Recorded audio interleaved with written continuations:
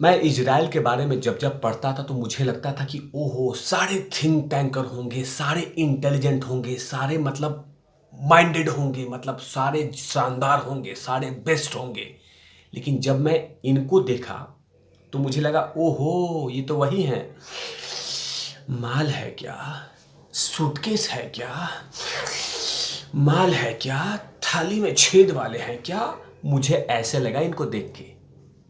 ये इज़राइल के हैं और ऐसे ही कुछ लोग हमारे बॉलीवुड में भी हैं। तो इनको जब देखा तो मैं सोचा कि जब मैंने इनको देखा तो मैंने कहा ओहो ये भी हैं। ये इज़राइल के बड़े फिल्म मेकर हैं। इन्हीं की बात करूंगा कि आखिरकार इनकी कौन सी हरकत है जिनको तिवारी भाई आ गए धोने के लिए। बाकायदा इनको कैसे धोया जाता है मैं बताऊंगा। ये नदौ लेपिड नाम है इनका। इज़राइल के बड़े फिल्म मेकर हैं और इन्होंने उल्टी कर दिया है बिना कुछ किए हुए। मैं तो सोच रहा था कि राहुल गांधी जी सिर्फ हमारे ही देश में हैं। मैं तो सोच रहा था कि अनुराग कश्यप भी हमारे देश में हैं। मैं तो सोच रहा था कि बहुत सारे ऐसे कलाकार हैं जो इस देश में रहते हैं, बक बक बक बक बक बक बक करते रहते हैं। तो मुझे लगा कि उस देश में भी है, मतलब इज़राइल में भी हैं ऐसे कलाकार। ये हैं नदौ लैपिड। ये इज़राइल के बहुत बड़े फिल्म कलाकार हैं, मतलब फिल्म डायरेक्टर हैं और इन्होंने जो उल्टी की है इसी की बात करूंगा। नमस्कार, आप देख रहे हैं तिवारी भैया, मैं हूं वीर प्रकाश। मैं हमेशा से कहता हूं कि जब आप किसी के बारे में कुछ नहीं जानते हैं तो उसके बारे में कुछ नहीं बोलना चाहिए। मैं बहुत सारे मुद्दों पे मैं नहीं बोलता हूं, आपने देखा होगा, आप मेरे परिवार हैं, अपने आप मेरे माई बाप हैं, तो मैं किसी मुद्दों पे नहीं बोलता जिसमें मुझे जानकारी नहीं है। लेकिन ये भी हैं, ये जो इज़राइल के बहुत बड़े फिल्म मेकर हैं, इन्होंने कश्मीर फाइल्स के बारे में, मतलब इनको किसी ने कान फूंक दिया या माल है क्या,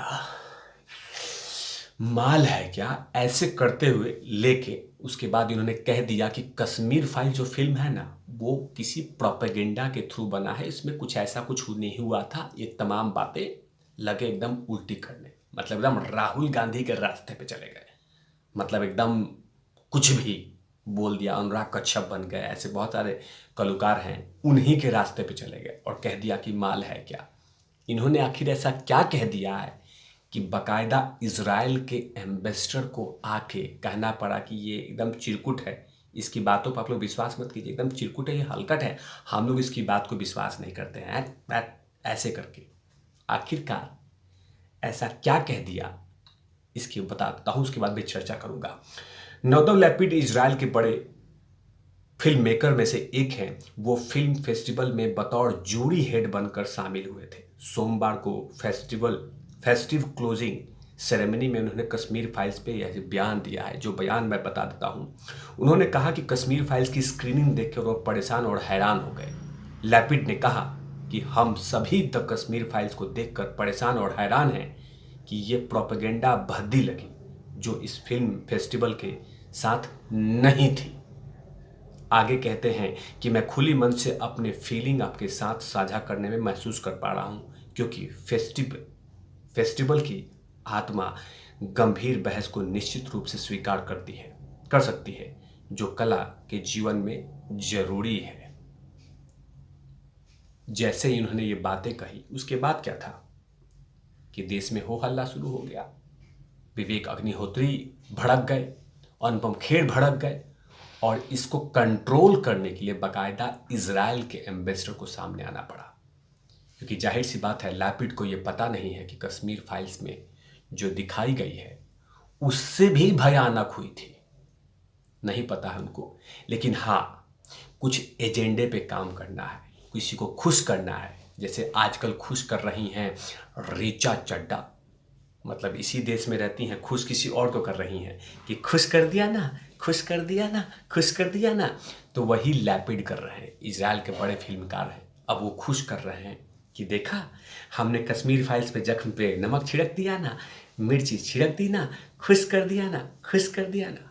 लेकिन कहीं ना कहीं अनुपम खेर और विवेक अग्निहोत्री ने इस तमाम बयान का कड़ी आलोचना करते हुए में उन्होंने कहा कि सच्चाई सबसे खतरनाक चीज होती है, क्योंकि यह लोगों से झूठ बुलवा सकती है।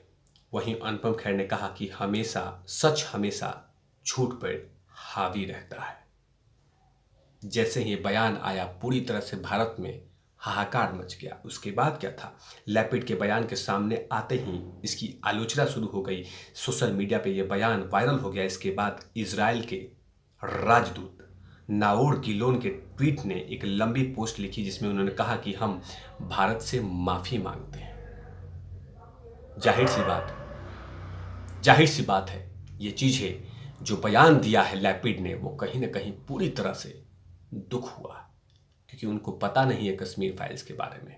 उनको पता नहीं है कश्मीरी पंडितों के साथ क्या हुआ था, उनको नहीं पता है। लेकिन किसी ने कान फूंक दिया कि चलते चलते उल्टी कर दीजिएगा, और उल्टी यही किया जिसे पूरे देश में हाहाकार मच गया। आगे क्या कहते हैं गिलोन, जो कि एम्बेसडर है इजराइल को, कहते हैं कि नौदव लैटिव की खुली खत मैं इसे हिब्रू में नहीं लिख रहा हूँ, क्योंकि मैं हिंदी में नहीं लिख रहा हूँ, क्योंकि मैं जानता हूँ कि मैं भारतीय भाई बहन मेरी बात समझेंगे। यह खत थोड़ा लंबा है, इसलिए सबसे पहले मुद्दे की बात करता हूँ। आपको शर्म आनी चाहिए। आगे गिलोन ने बताया कि लैपिड को शर्म क्यों आना चाहिए। भारतीय संस्कृति में अतिथि को भगवान माना जाता है। आपने जजों के पैनल की अध्यक्षता के लिए भारत के निमंत्रण का दुरुपयोग किया, और आपने भारत के विश्वास, सम्मान और आतिथ्य का सत्कार का अपमान किया है। यही तक नहीं रुके, आगे लिखते हैं कि अपने बर्ताव को सही ठहराने के लिए आपकी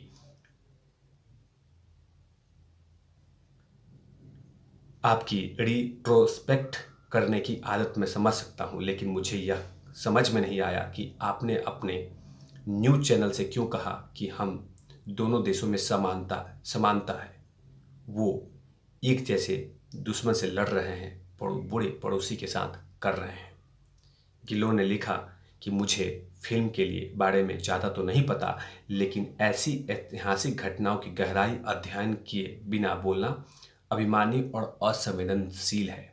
यह भारत का खुला घाव है जो कि भी ताज़ा है। लोग इसकी कीमत आज भी भुगत रहे हैं। उन्होंने कहा कि मेरी सलाह है कि जैसे ही आप पहले भी कर चुके हैं, आपको इजराइल में जो पसंद नहीं है उसकी खुलकर आलोचना करें, लेकिन दूसरे देशों पे अपनी भड़ास न निकालें। आगे भी कहते हैं गिलोन कि यह सोच समझ के वापस इजराइल जाएंगे और अपनी बोल्ड हैं। आप अपनी खुली बातों को रखें, लेकिन इजराइल के प्रतिनिधित्व यही करेंगे। आपकी बहादुरी भरे बयान की कीमत हमारी टीम को चुकानी होगी। उसके बाद साथ में कहा कि भारत और इजराइल के बीच दोस्ती बहुत मजबूत है, और आपने जो नुकसान पहुंचाया है हम ठीक कर लेंगे। ये तमाम बातें कही है। आगे भी कहते हैं कि मुझे शर्म आती है कि हम मेजबान भारत से आपके बुरे तरीके से माफ़ी मांगते हैं, क्योंकि हमने उदारता और दोस्ती के लिए ऐसा काम किया है। बताइए, ये तमाम बातें, मतलब एक बयान ने पूरी तरह से हाहाकार मचा दिया। लेकिन इजराइल को पता है कि सच्चाई हुआ क्या था। कहीं ना कहीं लैपिड को इस तरह के बयान नहीं देना चाहिए था, लेकिन जैसे ही लैपिड के बयान को मैंने देखा तो मुझे लगा कि वहाँ पे भी एक राहुल गांधी हैं, वहाँ पे भी कुछ ऐसे कलाकार हैं जो हमारे बॉलीवुड में पल रहे हैं, जिनको कहते हैं चिलगोजे। इन तमाम चीज़ों पे तिवारी भैया की लगातार नजर रहेगी। तब तक के लिए आप देखते रहिए तिवारी भैया। मैं हूँ वेद प्रकाश, कैमरा में धूला ठीक के साथ। ओवर।